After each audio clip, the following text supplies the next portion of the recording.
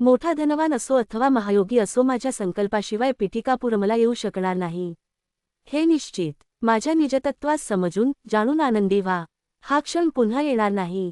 सर्व देवता शक्ती माझ्याच स्वरूपात आहेत.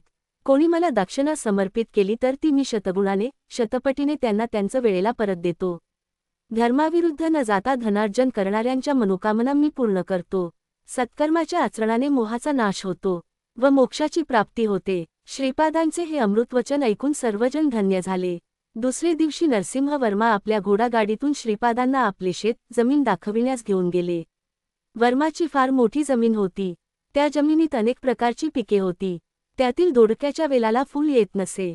कधी काळी आले तरी सुकून जाई, गळून जाई. त्या जागी फळ येत नसे. एखाद्या वेलास फळ लागलेच तर ते इतके कडू असे की तोंडात घालवत नसे. नरसिंह वर्मांनी ही गोष्ट श्रीपादांना सांगितली.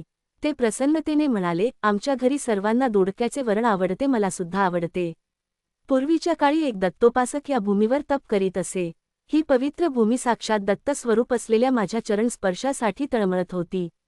तिची तळमळ तुम्हाला कळावी यासाठी तिच्या भाषेत या प्रकाराने व्यक्त करीत होती. या भूमातेची इच्छा मी पूर्ण करीन.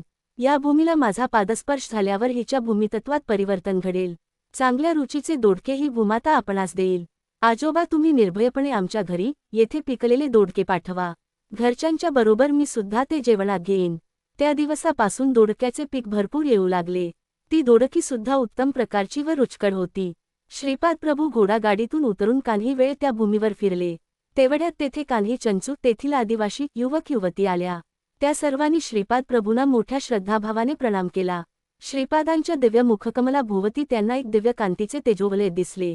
श्रीपाद तेव्हा म्हणाले, आजोबा, हे सर्व चंचुलोक नरसिंह अवताराशी संबंधित आहेत. ते महालक्ष्मीला बहिणीसारखे मानून तिची आराधना करतात. तुम्ही नरसिंह स्वामींचे भक्त आहात. तुम्ही यांना शरण गेल्यास तुम्हाला नरसिंहाच्या दर्शनाचे भाग्य लाभेल.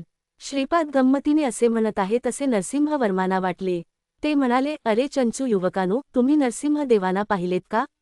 त्यांचा ठाव ठिकाणा सांगू शकाल काय? त्यावर एक चंचू युवक म्हणाला, ते कोणते मोठे अवघड काम. सिंहाचा चेहरा, माणसाचे शरीर असलेला एव युवक या जंगलात फिरत असतो. त्याचे आमची बहीण चंचूलक्ष्मीवर प्रेम आहे. आमच्या छोटीला सुद्धा तो आवडतो. त्यांचा विवाह आम्ही करून दिला आहे. तुम्हाला हवे असल्यास चंचूलक्ष्मी आणि नरसिंहाला तुमच्या समोर आणून उभे करतो. एवढे बोलून चंचू युवक युवती निघून गेले. नरसिंह वर्मा हे सारे आश्चर्याने पाहत होते. तितक्यात रस्त्याच्या मध्यभागावरून एक युवक युवती येताना दिसले. श्रीपादांनी सुब्बया श्रेष्ठीला जवळ बोलावून घेतले व म्हणाले, ते दुरून येणारे दोघे कोण आहेत असे वाटतं? ते येणारे बिल्वमंगल आणि चिंतामणी आहेत. थोड्या काटक्यांचा ढीग करा, आपण ते पेटवून गंमत पाहूया. नरसिंह वर्मांना तर धाम फुटला. ते येणारे बिल्वमंगल आणि चिंतामणीच होते. ते दोघे गुरुवायूर क्षेत्रातील श्रीकृष्णांचे दर्शन घेऊन येत असताना कुरुरम्मा नावाच्या महायोगिनीचे दर्शन झाले. तिने त्यांना सहजच श्रीपाद श्रीवल्लभ दर्शन प्राप्तिरस्तू असा आशीर्वाद दिला. तिच्या आशीर्वादाने त्यांच्यात भक्ती आणि वैराग्याचे बीज पडले. मंगलगिरीच्या नरसिंहाचे दर्शन घेऊन ते पिठिकापुरमला श्रीपाद प्रभूच्या दर्शनासाठी येत असता महायोगिनीच्या आशीर्वादाच्या प्रभावाने श्रीपादांचे दर्शन त्यांना इथेच झाले. काटक्या जळत असताना बिल्वमंगल आणि चिंतामणीला देहन संस्कार होत असल्यासारखा त्रास झाला. थोड्या वेळासाठी त्यांच्याच शरीरातून त्यांच्याच आकाराच्या दोन काठ्या आकृती बाहेर येऊन अग्नीत रुदन करीत पडल्या व भस्मसात झाल्या. यानंतर ते दोघे शुद्धीवर आले.